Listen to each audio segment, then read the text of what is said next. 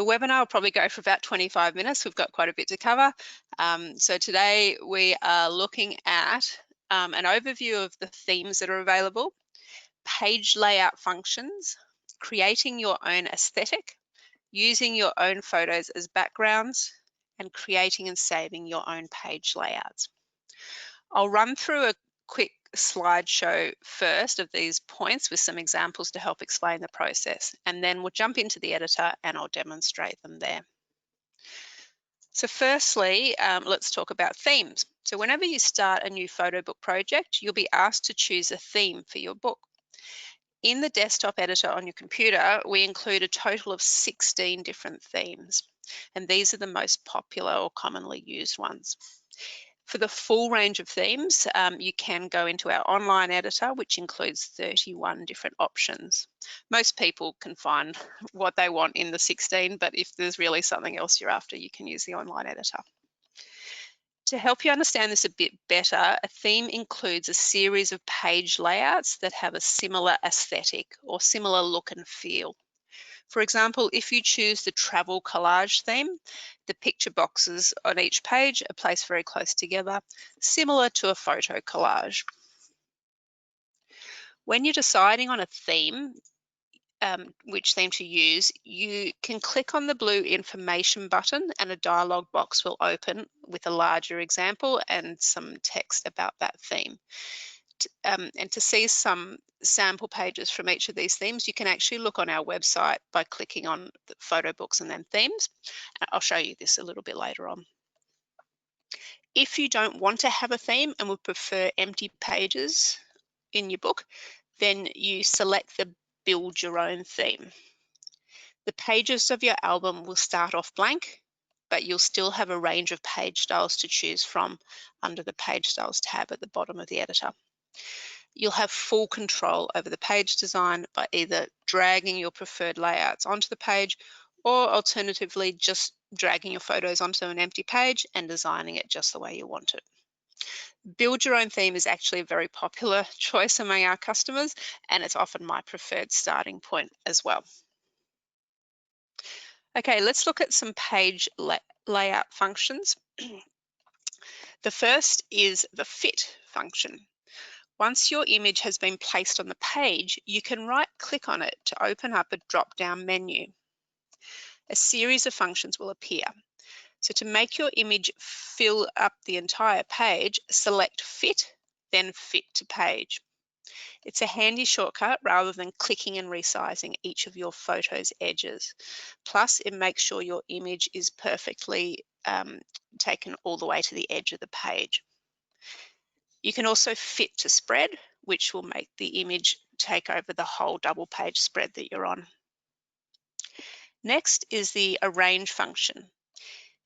If you want your photos to overlap on the page, you might consider using the arrange function.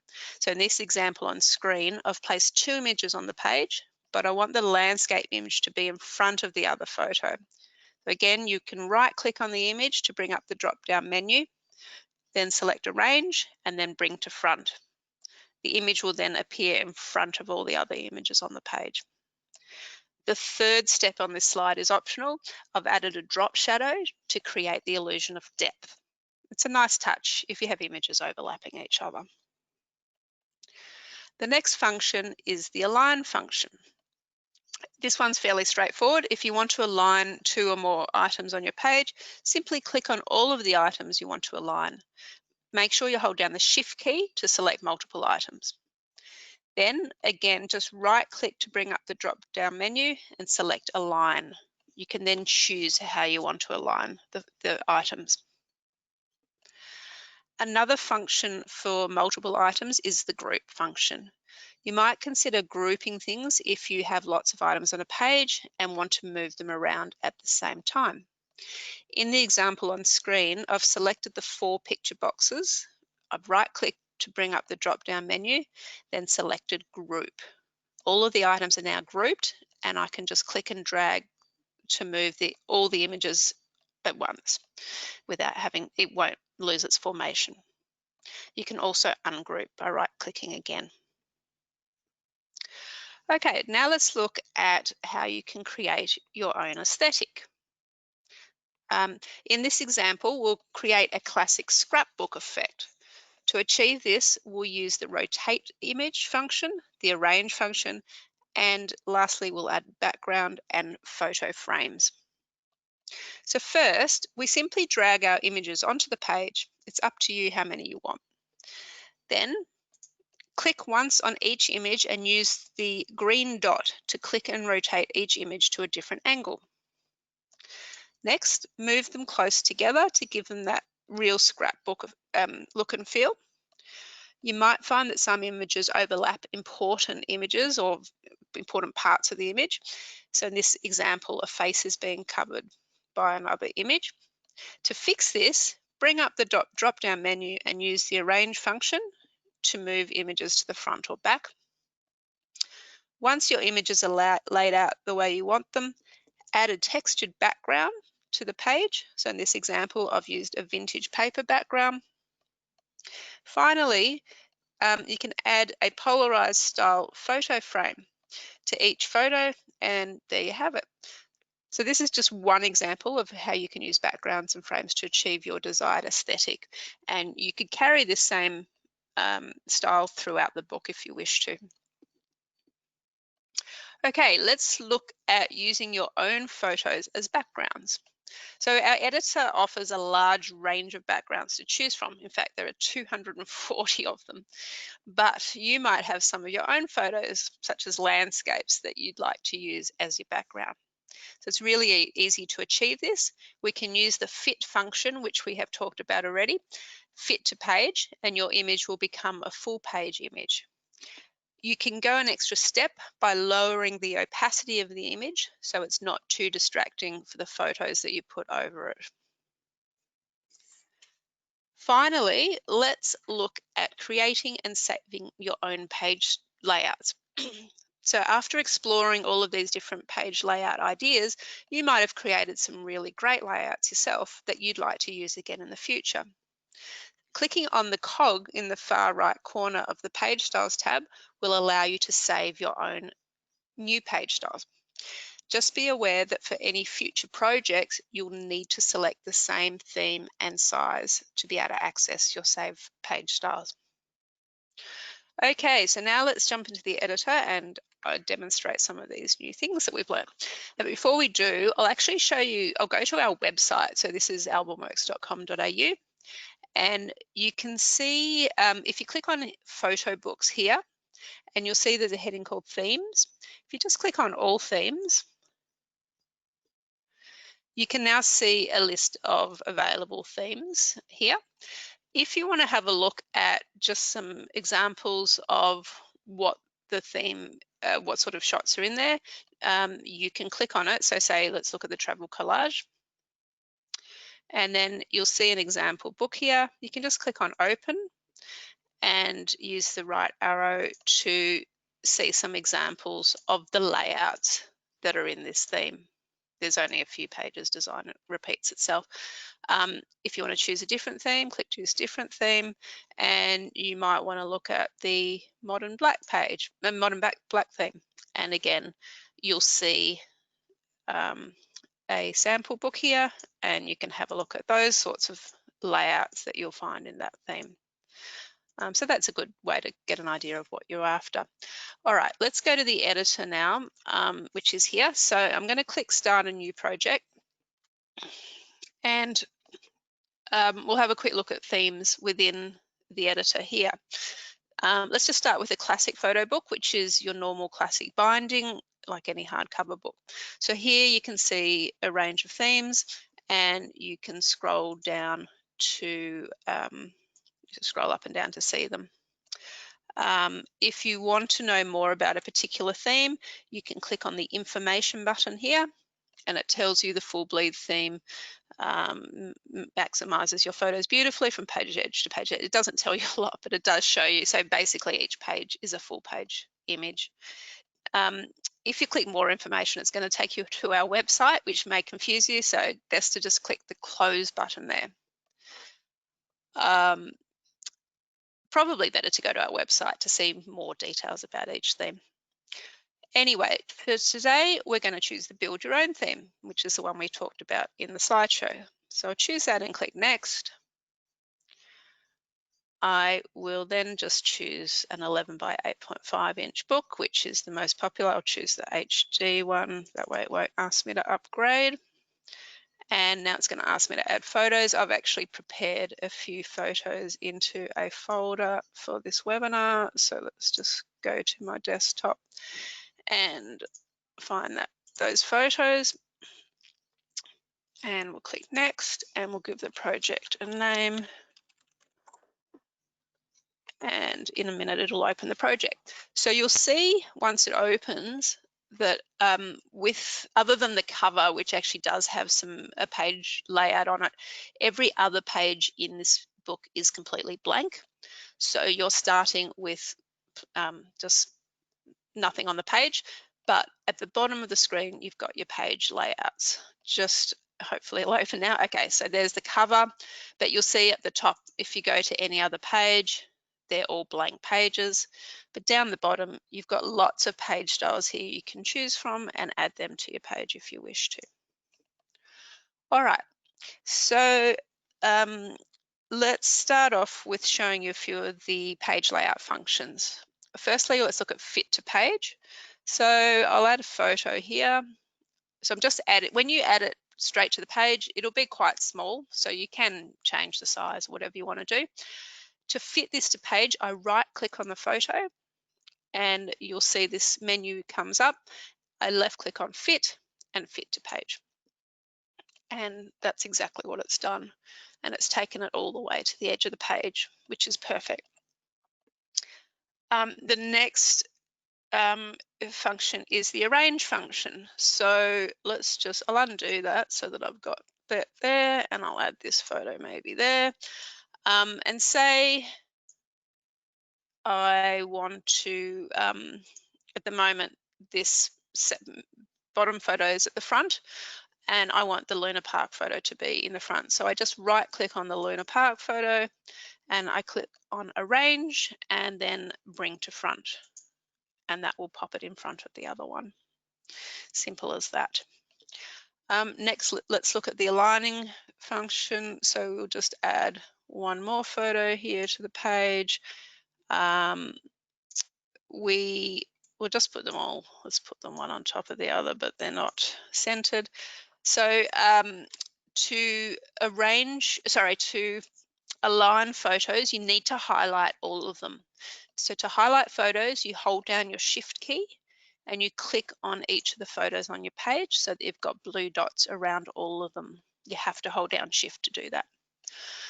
Once they're all highlighted, you can right click and you can then align space, and you can choose how you want to align them. So for this example, I want to align them on their left edge.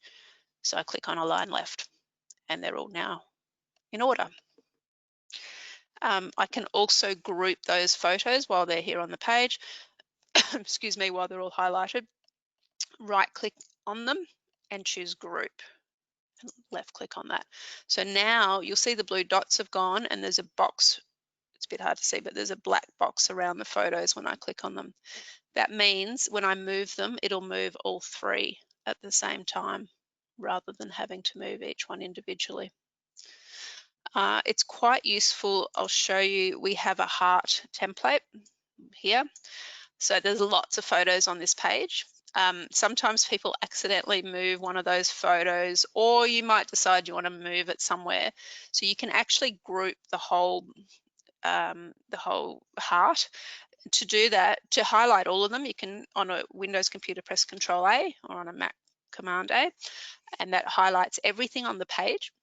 Right click and say group, and now it's one big grouped thing. So if I want to move it, rather than moving individual photos, I can move the whole heart shape together. It also means nothing's going to be moved accidentally.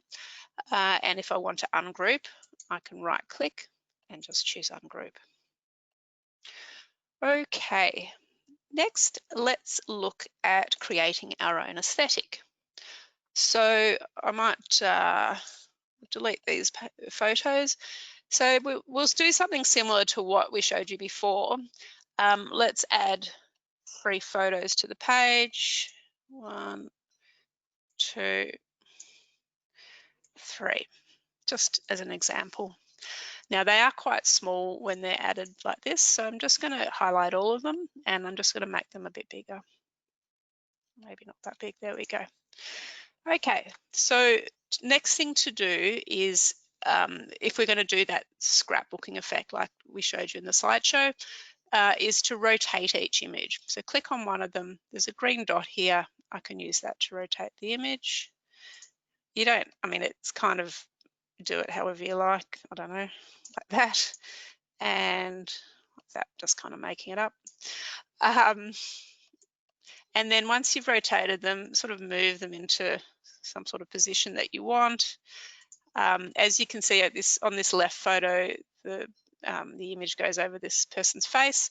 So I want to move that one to the front. So I right click on it and I say arrange, if my computer lets me. It's just thinking, arrange and bring to front. And that way I'll just move this one a bit higher too. And again, this photo is on top of the baby's head, so I will arrange and send that one to the back. And that way no one's getting cut off. Next, we can add a scrapbooking, we can add some extra things to it. So frames, we'll add a background first. Lots of backgrounds here at the bottom of the screen. I quite like some of the kids' backgrounds actually. This one here is quite nice, the blue dots, but it doesn't matter. You can add any background that you like. And then we can also add a frame to each photo. So down the bottom we have frames, and I quite like this sort of Polaroid-y shot, and just drag that onto each image, and looks great. And if you want to carry that aesthetic across all pages, you can design them all like that. Very simple to do. Next, I'm going to look at using your own photo as a background.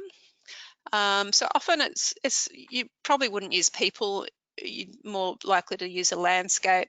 So the one I quite like is when you've got some leaves or maybe a beach scene, sand or whatever. It can look quite nice as a background. So I've just added this one to my page.